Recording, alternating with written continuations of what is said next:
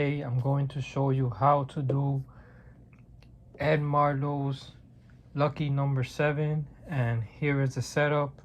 You're going to have a 7 followed by 3 aces. It doesn't matter which aces. These cards go on the bottom of the deck, and the ace of spades or any other ace goes on top of the deck, okay? So remember, 1 7, any 7 followed by 3 aces, and on the top is an ace. But before we begin, there has to be 2 things to keep in mind. You're going to do a secret cut every time to locate those 3 aces, and this is what it looks like.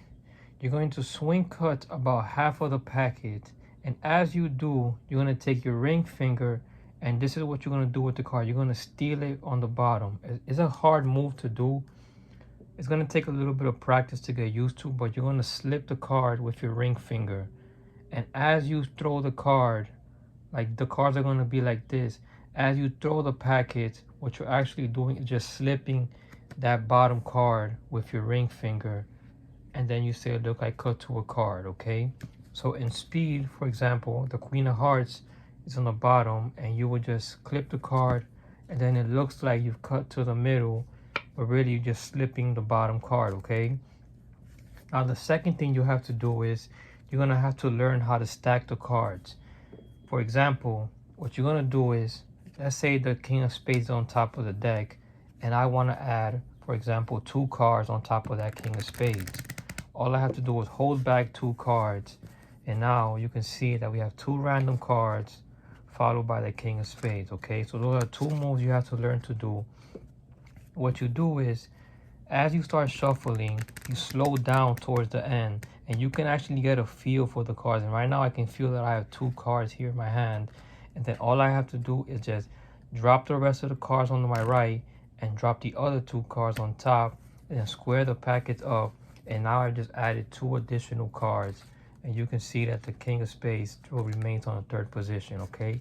So that is how we begin the routine, and now let's go to the trick. So once again, you have 3 aces on the bottom, the 7 on top, followed by the ace on top, okay? 7 on the bottom rather, 3 aces, a 7, and the ace on top, okay? So now you're gonna start off by cutting the packet to your right. You're gonna remember the ace of spades is on top of your right hand side, and your left side on the bottom has your 3 card stack. You're gonna first shuffle the bottom 4 cards, then shuffle everything until you get near the top. And then once you get near the top, you're gonna get a feel for the cards. You're gonna drop everything on your right and drop the top 2 cards on your left, and then square the cards up. Now you're gonna do a swing cut and throw. Remember, you're gonna swing cut about half of the packet, and you're gonna take your ring finger and slip cut that card. As you throw the card, it's gonna look like you cut to an ace in the middle of the deck, okay? You're gonna take this ace, drop it on the side, take the remaining packets on your hand face up and drop it on top, okay? Your stack still remains. You're gonna once again cut to your right. Remember, your bottom half has your 3 card stack.